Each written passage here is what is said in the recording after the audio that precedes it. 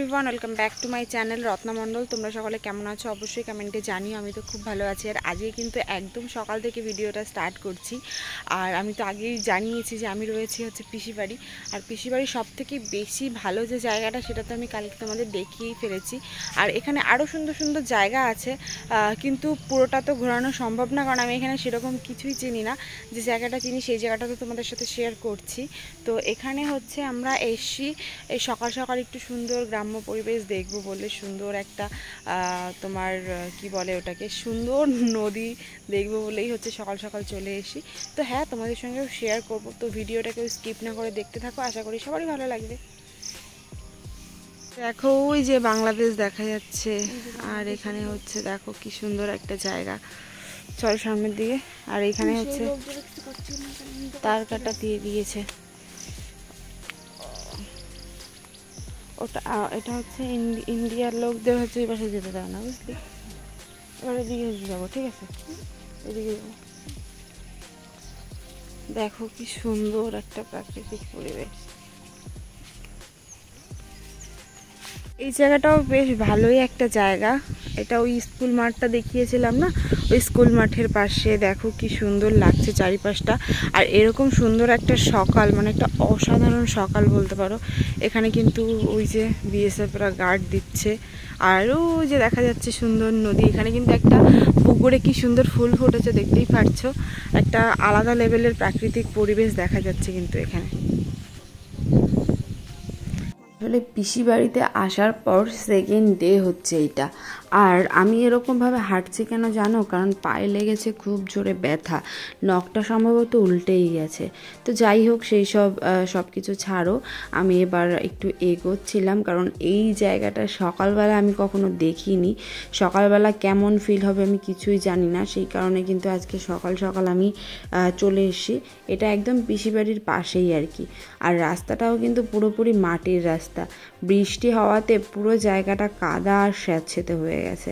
কিছু করার নেই, সবটাই মেনে নিতে হবে। আর এখানে এত সুন্দর একটা মন্দির রয়েছে।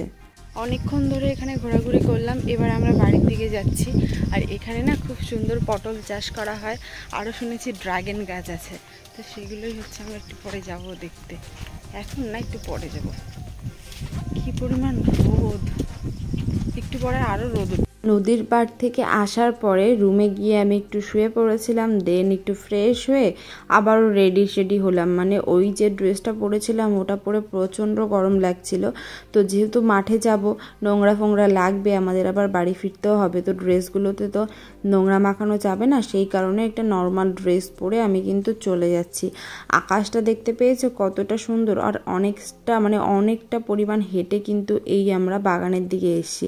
এখানে আমি কোথায় যাচ্ছি সেটা আর একটু পরেই বলবো তোমাদের। তার আগে দেখো আকাশে কি সুন্দর মেঘ করেছে, আর আমার ক্যামেরাটায় পুরোপুরি আকাশটা এত সুন্দর ক্যাপচার করেছে যে কি বলবো। ভিডিওটা যখন আমি এডিট করি তখনই আমি অবাক হয়ে গেছিলাম যে আমার ক্যামেরা এতটা সুন্দর দেখাচ্ছে। তো এবার আমি যেখানে পৌঁছাচ্ছি সেই জায়গাটা তোমাদের সাথে শেয়ার করি। আসলে আমাদের যে পিসি, সেই পিসিমণির এখানটায় পটল ক্ষেত রয়েছে, ধানের ক্ষেতও রয়েছে, বাট পটল ক্ষেতটা রয়েছে। সেই পটল ক্ষেতে আমরা যাচ্ছি ঘুরতে। কখনো এত কাছ থেকে পটল ক্ষেত আমি দেখিনি।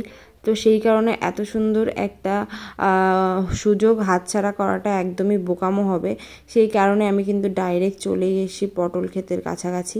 আর এখানে আসার পরে এত পটল, চারিদিকে শুধু পটল আর পটল। পটল তুলে তুলে সব বাজারে নিয়ে যাওয়া হচ্ছিল। তো চলো, আমি একা কেন দেখবো, তোমাদের সঙ্গেও শেয়ার করি পটল যেগুলো তোলা হয়েছে আর কি। তো পটলের সাইজগুলো দেখেছো, এইগুলোই কিন্তু আমরা বাজারে কিনে খাই, হয়তো 540 টাকা, 520 টাকা, মানে 40 টাকা কিলো, 50 টাকা কিলোতে কিনে খাই। আর এইগুলো এখানে কিন্তু পাইকারি রেটে বিক্রি করা হয়। তো যাই হোক, এখান থেকে পটলগুলো আমি দেখলাম, তোমাদের দেখালাম। এবার যেখান থেকে পটলটা হয় আর কি, মানে পটল ক্ষেতটা। শুধু পটল দেখালে কি হবে, পটল ক্ষেতও তো দেখাতে হবে, তাই না? সেই কারণে কিন্তু তোমাদের আমি নিয়ে যাচ্ছিলাম এবার পটল ক্ষেতের দিকে। আর আমিও অনেক দিন ধরে আশা করছিলাম এরকম একটা জায়গায় আমি যাব। আর আমি তো এখানে এসে জাস্ট অবাক, এত সুন্দর সুন্দর কি করে একটা ক্ষেত হয়, মানে ক্ষেতের চারিদিকটা এত সুন্দর, এত পরিষ্কার। হয়তো পটল গাছগুলো এইভাবেই লাগানো হয়। আর আমি জানি দূর থেকে দেখাচ্ছি বলে তোমরা হয়তো সেইভাবে বুঝতে পারছো না, সমস্যা নেই, আমি অবশ্যই তোমাদের কাছ থেকেও দেখাবো, কাছ থেকে দেখালে তোমরা আরও ভালোভাবে দেখতে পারবে।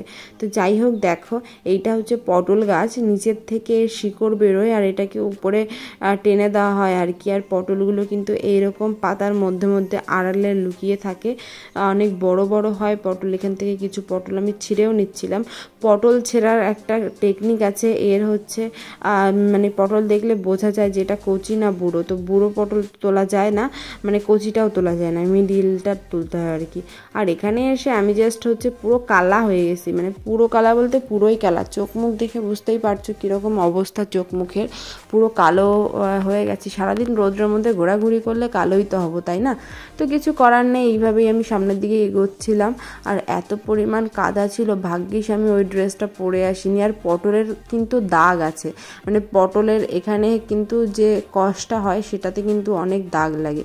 আর এই যে দেখো পটলের ফুল, এই ফুলের থেকেই কিন্তু ফলটা হয়। তো এই যে ফুলটা দেখতে পাচ্ছ, এই ফুলটা থেকেই কিন্তু পটলটা হবে, মানে প্রত্যেকটা গাছের ফুলের থেকেই পটল হয়। তো রোদের মধ্যে আমি জাস্ট তাকাতে পারছিলাম না, সেটাই দেখাচ্ছিলাম। দেখো চোখ মুখ পুরোপুরি, মানে আমি এতটা রোদ, সকালে এতটা রোদ কি করে হয় আমি সেটাই বুঝতে পারছি না। তারপরে এই যে ডালটা, এই ডালটার থেকে নাকি ফু দিলে নাকি একটা, মানে এর যে কষ, এর কষের থেকে বাবলস বেরোয়। আমি তো জিনিসটা দেখেছি কিন্তু কখনো বিশ্বাস করতে পারিনি। তো বলছে যে না হয় ফু দিতে। তো আমি চেষ্টা করছিলাম, কোনো মতেই ফুটু দিলে বেরোচ্ছিল না, তাও আমি হাল ছাড়িনি যে না, আমি একটা বাবলস যদিও বার করি সেটা আমি বার করেই ছাড়বো। ফাইনালি একটা বাবলসই বেরোলো, আর কিন্তু বেরোচ্ছেই না। চেষ্টা করছি কিন্তু হচ্ছেই না।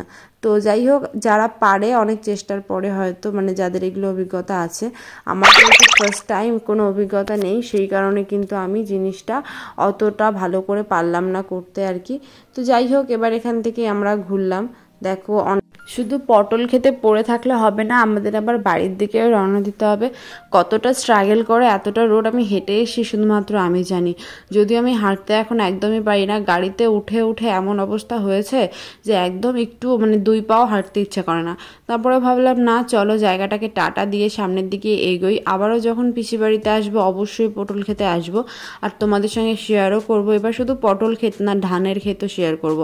আমার কষ্টটা কোন লেভেলে হচ্ছে জাস্ট তোমাদের বোঝাতে পারছি না, মানে মাথা ফাতা যন্ত্রণা করে যাচ্ছে। এইরকম ঠাটা পোড়া রৌদ্রের মধ্যে যারা কাজ করে তাদের অবস্থাটা একটু ভেবে দেখো কতটা পরিমাণ তাদের কষ্ট হয়। যাই হোক, আজকের ব্লগটা অনেকটা বড় হয়ে গেছে, অনেকটা স্ট্রাগল করেছি, তো ভিডিওটা আর বেশি বড় করব না। আর আমি বাড়ির সামনে চলেই এসেছি প্রায়, ওই যে মেন রোড দেখা যাচ্ছে, মেন রোডের পিছনেই হচ্ছে আমার পিসির বাড়ি। তো সবাই ভালো থেকো, সুস্থ থেকো, আর আমার ভিডিওটা কেমন হয়েছে সেটা কিন্তু অবশ্যই কমেন্ট সেকশনে জানিয়ে যেও। সবার সঙ্গে আবারও দেখা হবে নতুন একটা ভিডিওতে। তো চলো আজকের মতন ভিডিওটা এখানেই এন্ড করলাম।